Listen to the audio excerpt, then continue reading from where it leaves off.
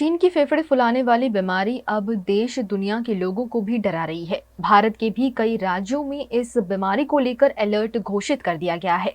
चीन में फेफड़े फुलाने वाली रहस्यमयी बीमारी को लेकर केंद्र सरकार ने राजस्थान, कर्नाटक, गुजरात, उत्तराखंड, हरियाणा और तमिलनाडु को अलर्ट जारी किया है। इसके बाद राज्य सरकारों ने हेल्थ डिपार्टमेंट को सांस से जुड़ी बीमारी के मरीजों के लिए तैयार रहने का निर्देश दिया है। राज्य सरकारों ने लोगों के लिए भी एडवाइजरी जारी की है। इसमें लोगों को भीड़-भाड़ वाली जगहों पर मास्क का इस्तेमाल करने की सलाह दी गई है। पीडियाट्रिक यूनिट्स में बच्चों के इलाज के लिए पूरी व्यवस्था करने को कहा गया है। चीन में रहस्यमय बीमारी का असर सबसे ज्यादा बच्चों पर हो रहा है। तेज बुखार के साथ फेफड़े फुला देने वाली इस बीमारी की वजह से हर रोज करीब 7,000 बच्चे अस्पताल पहुंच रहे हैं। एक्सपर्ट्स का कहना है कि कोरोना की तरह ये बीमारी भी संक्रामक है। केंद्र सरकार ने 24 नवंबर को सभी राज्यों और केंद्र शासित प्रदेशों को एडवाइजरी जारी की थी। केंद्रीय स्वास्थ्य मंत्री मनसुख मांडविया ने बताया कि भारत में चीन की रहस्यमय बीमारी का एक भी मामला अभी सामने नहीं आया है। सरकार इस पर बारीकी से निगरानी रख रही है। गुजरात में मौसम विभाग द्वारा हल्की बरसात और तापमान में गिरावट के संकेत दिए गए हैं। गुजरात के दाहोद, छोटा उदेपुर, डांग, वलसाड़ में हल्की बरसात होने के मौसम में विभाग द्वारा संकेत दिए गए हैं। वहीं तापमान में 4 से 5 डिग्री की कमी आने की भी आशंका जताई गई। पूरे गुजरात में मोस्टली ड्राई वेदर रहने का संभावना है, लेकिन एक आध जगह में लाइट रेन, बहुत हल्का रेन हो सकता है, जैसे दाहोद, छोटा उदेपुर, नर्मदा, इवन डांग, वलसाड़ में भी लाइट रेन, इससे ज़्यादा होने का कोई संभावना नहीं। लाइट रेन आज और कल हो सकता है। हाँ, मोस्टली क्लाउडी वेदर रहेगा, लेकिन लाइट वेदर रेन का भी चांसेस है। एंड टेम्परेचर देखा जाए तो मैक्सिमम टेम्परेचर अभी काफ़ी बिलो नॉर्मल है, appreciable below normal to appreciably below normal पूरी गुजरात स्टेट है, यानी 4 से 5 डिग्री नीचे है डे टेम्परेचर, यानी मैक्सिमम टेम्परेचर जितना होना चाहिए उससे 4-5 डिग्री कम है। और मिनिमम टेम्परेचर यानी नाइट टेम्परेचर अभी भी नॉर्मल से अबव नॉर्मल पूरे स्टेट में है। अगले 5 दिन में डे टेम्परेचर का ज़्यादा चेंजेस होने का संभावना नहीं है, लेकिन इंक्रीजिंग ट्रेंड में रहेगा। 1-8 डिग्री बढ़ सकता है, लेकिन मिनिमम टेम्परेचर 2 से 3 डिग्री बढ़ने का संभावना है अगले 5 दिन में। वहीं मौसम विशेषज्ञ अंबालाल पटेल द्वारा राज्य में ठंड में बढ़ोतरी होने की शंका जताई गई। राज्य में धीरे धीरे तापमान में कमी होगी और ठंड में बढ़ोतरी, जिसके चलते गेहूं और सरसों जैसी फसल में फायदा हो सकता है। वहीं 2 से 4 दिसंबर तक बंगाल के उपसागर में भारी चक्रवात होने की आशंका भी जताई गई है। વાદળોના સમૂહને પશ્ચિમ વિક્ષોભ કહેવામાં આવે છે। આ વિક્ષોભ ભૂમધ્ય મહાસાગર ઉપર થઈને ઉત્તર આફ્રિકા થઈને વંટોળ આપતા હોય છે। ઉપરાંત તેમાં કેટલીક અન્ય વૈશ્વિક અસરો પણ થતી હોય છે। જ્યારે આ તારીખ 2 થી 4 માં એક પશ્ચિમ વિક્ષોભ આવવાની શક્યતા રહેશે।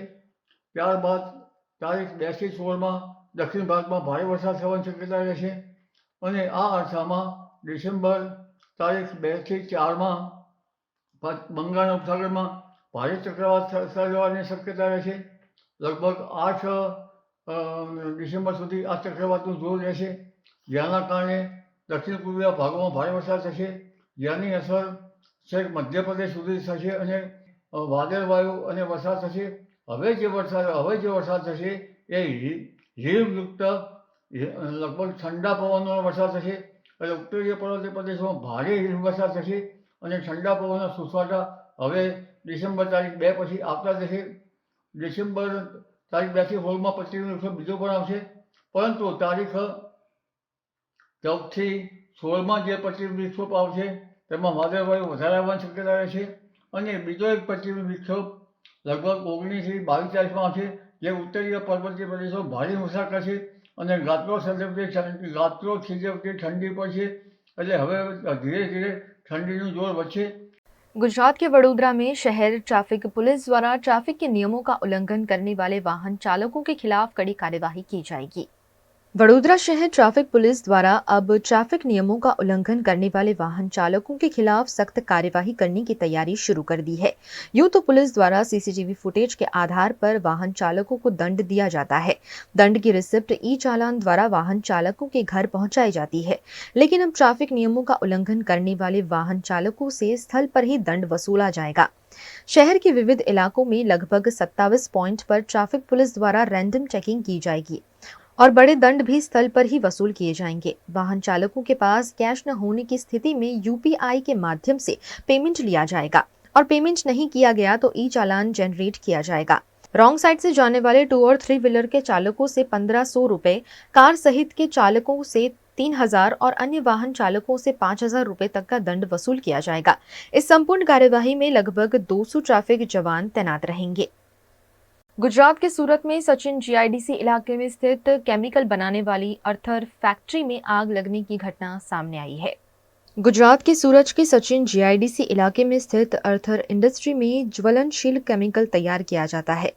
रात के समय इस कंपनी के स्टोरेज टैंक में लीकेज होने के कारण ब्लास्ट हुआ और भयंकर आग लग गई। अचानक लगी आग से अफरा तफरी का माहौल देखा गया। कई कर्मचारी आग से झुलस गए, जिन्हें अस्पताल पहुंचाया गया है। घटना की जानकारी मिलने पर फायर ब्रिगेड की टीम मौके पर पहुंची और आग पर काबू करने की कार्यवाही शुरू की गई। गुजरात के सुरेंद्रनगर जिला के धांगध्रा में रबी की फसल को हुए नुकसान के मुआवजे की मांग की जा रही है। गुजरात में बिन मौसम हुई बारिश के चलते किसानों को करोड़ों का नुकसान उठाना पड़ा है। गुजरात के सुरेंद्रनगर जिला के धांगध्रा में भी तिल, धनिया, गेहूं जैसी फसल को नुकसान पहुंचा है, जिसके चलते धांगध्रा हड़वद मत विस्तार के विधायक प्रकाश वर्मोरा द्वारा सरकार से मुआवजे की मांग की गई है। साथ ही किसान भी सरकार द्वारा सर्वे कर किसानों को मुआवजा दिए जाने की मांग कर रहे हैं। આ માવઠામાં ખેડૂતોના ઘણા ખરા પાકો ખેતરની બહાર ગયા છે। હળવદ ધાંગધ્રા વિસ્તારમાં બાગાયત ખેતી મોટા પાયે છે, એટલે બાગાયતમાં મને ખેડૂતોની રજૂઆત આવી નુકસાન છે, એટલે એ અનુસંધાને મેં મુખ્યમંત્રી અને સરકારશ્રીનું ધ્યાન દોર્યું છે કે ખેડૂતોને આપણે શક્ય એટલા ઉપયોગમાં